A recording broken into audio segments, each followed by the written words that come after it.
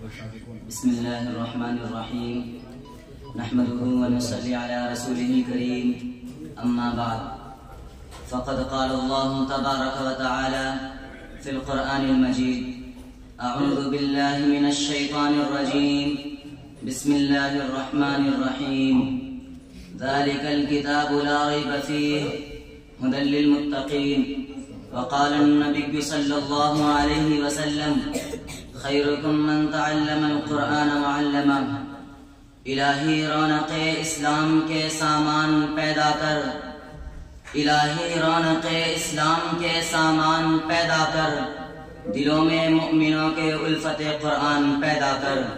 صدر محترم، اسٹیج پر رونق افروز بزرگان دین اور حاضرین جلسہ، آج کے اس محفل میں اور آج کے اس مبارک اجلاس میں میرا موضوع سخن دنیا کی سب سے پاکیزہ اور مقدس کتاب قرآن پاک ہے۔ ہمیں چڑھتے سورج کی طرح یقین ہے کہ اس کا ایک ایک حرف سچا اور صادق ہے۔ وہ قرآن پاک جس کی زبان مقدس، بیان مقدس اور جو فصاحت و بلاغت کا ٹھاٹھے مارتا سمندر ہے، جس کے متعلق ارشاد ربانی ہے۔ قرآن وہ کتاب ہے جس کے صادق اور برحق ہونے میں کوئی شک و شبہ نہیں، اور جس کے بارے میں محسن انسانیت حضور پاک صلی اللہ علیہ وسلم نے ارشاد فرمایا، تم میں سب سے بہتر وہ شخص ہے جو قرآن سیکھے اور سکھائے۔ دعا کیجئے خداوند قدوس ہم سب کو قرآن پاک کی دولت سے مالا مال فرمائے، آمین۔ نوجوان دوستو، قرآن پاک رب ذوالجلال کی طرف سے عطا کردہ وہ حسین تحفہ ہے کہ جس نے 23 برس کی قلیل مدت میں پورے عالم میں وہ انقلاب برپا کر دیا کہ بڑے سے بڑے فصحاء، بلغاء، ادباء اور شعراء حیران و ششدر رہ گئے، جس کی آیتوں کو سن کر پتھر دل موم ہو گئے۔ دوستو، یہی وہ قرآن ہے جو رہتی دنیا تک کے انسانوں کے لیے سراپا ہدایت و رحمت ہے۔ یہی وہ قرآن ہے جس نے رسول کی رسالت کو اعزاز بخشا۔ یہی وہ قرآن ہے جس نے پس مردہ قلوب کو تازگی بخشی۔ ہاں، یہی وہ قرآن ہے جس کی برکت سے جنات و شیاطین کا آسمانوں پر جانا بند ہوا۔ یہی وہ قرآن ہے جس کی برکت سے عزت و رفعت کے شامیانے کٹ گئے۔ یہی وہ قرآن ہے جس کی برکت محبوب حقیقی کی رضا نصیب ہوتی ہے۔ یہی وہ قرآن ہے جو سچائی اور امانت داری کا درس دیتا ہے۔ یہی وہ قرآن ہے جس کی برکت عمر فاروق کو ایمان نصیب ہوا۔ یہی وہ قرآن ہے جس کی مثل پیش کرنے سے عرب کے فصیح و بلیغ زباندانی کا دعویٰ کرنے والوں نے گھٹنے ٹیک دیے۔ یہی وہ قرآن ہے جس نے ضلالت و گمراہی کی دلدل میں پھنسی ہوئی انسانیت کو رشد و ہدایت کا پیغام سنایا۔ یہی وہ قرآن ہے جس کی حفاظت کا وعدہ خود خالق کائنات نے فرمایا۔ یہی وہ قرآن ہے جس نے ذہنی قوتوں کو جلا بخشا۔ یہی وہ قرآن ہے جس کی برکت سے اجرے چمن میں بہار پیدا ہوئی۔ محترم حضرات، آج کے اس نازک دور میں حفظ کلام پاک کو فضول سمجھا جاتا ہے، اس کے الفاظ رکھنے کو حماقت بتلایا جاتا ہے۔ کہا جاتا ہے کہ اس کا رٹنا اور بے سمجھے پڑھنا بے سود ہے۔ افسوس افسوس، اس قرآن پاک کے بارے میں ہمارا یہ خیال کہ جس کے بارے میں شہنشاہ بطحا، تاجدار مدینہ، سرور کائنات، خاتم الانبیاء محمد رسول اللہ صلی اللہ علیہ وسلم نے ارشاد فرمایا، اقرأ وارتقي ورتل كما كنت ترتل في الدنيا فإن منزلك عند آخر آية تقرأها۔ قیامت کے دن حافظ قرآن سے کہا جائے گا، قرآن پڑھتا جا اور جنت کے درجوں پر چڑھتا جا، اور ٹھہر ٹھہر کر پڑھ جیسا کہ تو دنیا میں ٹھہر ٹھہر کر پڑھا کرتا تھا، بس تیرا مقام اور ٹھکانہ وہی ہے جہاں آخری آیت پر پہنچے۔ یاد رکھو، یہ قرآن دنیا کی سب سے بڑی نعمت ہے۔ یہ زمین و آسمان، چاند، سورج، ستارے کوئی اس نعمت کا مقابلہ نہیں کر سکتے۔ یہ قرآن رب کائنات کا مقدس اور عظیم کلام ہے، اور کیوں نہ ہو جبکہ اس کا اتارنے والا امین، جس کے ذریعے اتارا گیا وہ بھی امین، جس ذات پر نازل ہوا وہ بھی امین، جس مقام پر نازل ہوا وہ بھی امین، جس مہینے میں نازل ہوا وہ تمام مہینوں سے افضل، اور جس رات میں نازل ہوا وہ 1000 راتوں سے بہتر ہے۔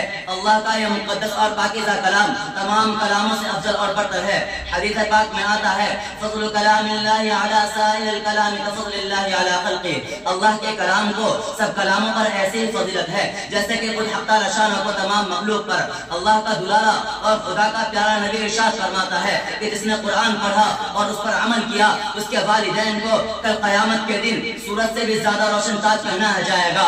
غور کرنے کا مقام ہے کہ جب والدین کو اس گراں قدر انعام سے نوازا جائے گا تو خود پڑھنے والے کا مقام اور مرتبہ کا کیا عالم ہوگا۔ حضرات قیامت کا میدان ہوگا اور ایسے 10 آدمی جن کے لیے جہنم واجب ہو چکی ہوگی، حافظ قرآن اپنے رب کی بارگاہ میں سفارش کرے گا، پروردگار عالم اس کی سفارش قبول کرے گا اور ان کو اس حافظ قرآن کی برکت سے نجات عطا ہوگی۔ مسلمانوں، قرآن کریم وہ عظیم برکت اور سعادت ہے جو روح خدا بندی ہے، معدن حیات اور سرچشمہ زندگی ہے۔ وہ عرب قوم جو پشتے مردہ چلی آ رہی تھی، دنیا جس کو دلیل اور حقیر جانتی تھی، کوئی ان کو اونٹ کی مینگنیوں میں کھیلنے والا سمجھتا، کوئی ان کو جولائے عرب کا خطاب دیتا، کوئی ان کو جاہلین مکہ کہتا۔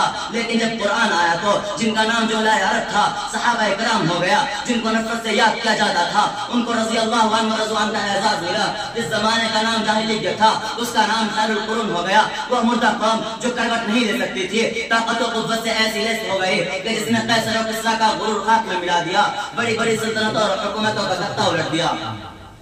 محترم دوستو، قرآن آیا تو زمان و مکان میں زندگی آئی، قرآن آیا تو عدل و مساوات کا پیغام آیا، قرآن آیا تو مذہب اسلام پھیلا، قرآن آیا تو مردہ قوم زندہ ہوئے، قرآن آیا تو قیصر و کسریٰ کا غرور خاک میں ملا، قرآن آیا تو باطل کے لہراتے جھنڈے ٹوٹ پڑے، قرآن آیا تو کفر و شرک دم توڑ گیا، قرآن آیا تو ساری کائنات کو نور ملا، قرآن آیا تو توحید ملی، ایمان ملا، قرآن آیا تو گزشتہ کو بہار حسن عطا ہوا۔ ہاں مجھے کہہ لینے دیجئے کہ قرآن آیا تو روشنی آئی، قرآن آیا تو تاریکی کا فور ہوئی، قرآن آیا تو امن و امان اور سلامتی آئی، قرآن آیا تو احکام ملے، شریعت ملی، قرآن آیا تو شرافت و عزت ملی، قرآن آیا تو دم توڑتی انسان کو حقوق ملے، قرآن آیا تو جس نے ضلالت و گمراہی کے وادیوں میں بھٹکتے ہوئے انسانوں کا درد غم ملا، قرآن آیا تو دوستوں سب کچھ ملا۔ مگر افسوس اور افسوس، ہم نے قرآن کے دامن مقدس کو ترک کر دیا، ہم نے اس کی پاکیزہ تعلیمات کو بھلا دیا اور نتیجہ یہ ہوا کہ وہ مسلم قوم جس کے سر پر عزت و رفعت کا تاج تھا، ذلت و رسوائی کے غار میں جا گرے۔ وہ قوم کامیابی جس کے آگے بڑھ کر استقبال کرتی تھی، ناکامی اس کا مقدر بن گیا۔ وہ مسلم قوم جس کی ایک آواز پر افریقہ کے جنگل میں رہنے والے خونخوار درندوں نے میدان خالی کر دیا تھا، آج ایک چیونٹی بھی اس کا حکم ماننے کو تیار نہیں۔ وہ قوم جس کی ماضی روشن اور تابناک تھی، حال و مستقبل کا تاریخ ہے۔ مسلمانوں، سمجھو اور ہوشیار ہو جاؤ، غفلت کا پردہ طاق کرو، قرآن پاک سے وابستہ ہو جاؤ، ورنہ یاد رکھو تاریخ ہمیں کبھی معاف نہیں کرے گی۔ مگر اے امت مسلمہ کے دھڑکتے دلوں، آج تم ان کم بختوں کو بتلا دو جنہوں نے قرآن کے خلاف آواز اٹھائی ہے کہ قرآن کے 30 پارے ہیں جو 1400 سال سے جی رہا ہے، جبر کے پہاڑ سے گزر کر آ گیا، کربلا کے میدان سے گزر کر آ گیا، اسپین کی وادیوں سے گزر کر آ گیا، بھارت کی تاریکی اور وادی ظلمات سے گزر کر آ گیا۔ کون تھا جو انہیں روک سکتا تھا؟ اور آج تم ارادہ کر رہے ہو اس پر پابندی لگانے کی، جبکہ باری تعالیٰ فرماتے ہیں اِنَّا نَحْنُ نَزَّلْنَا الذِّكْرَ وَإِنَّا لَهُ لَحَافِظُونَ۔ ارے اے قرآن کے خلاف آواز اٹھانے والوں، یاد رکھو جس دن ہندوستان سے قرآن اڑ گیا اس دن ہندوستان سے امن و امان کا جنازہ اٹھ جائے گا، صلح و عشق کا خاتمہ ہو جائے گا۔ نتیجہ یہ ہوگا کہ فتنہ و فساد کا راج ہوگا، وحشت و دہشت کا تسلط ہوگا، خطرات غصاب کا غلبہ ہوگا، ظلم و ستم کی حکمرانی ہوگی، سیلاب و آندھیوں کی روانی ہوگی، کشت و خون کی ندیاں بہیں گی، آفت و مصیبت کی ہوائیں چلیں گی، ایوان حکومت میں زلزلہ آ جائے گا، تخت و تاج بے نور ہو جائیں گے۔ وآخر دعوانا الحمدللہ۔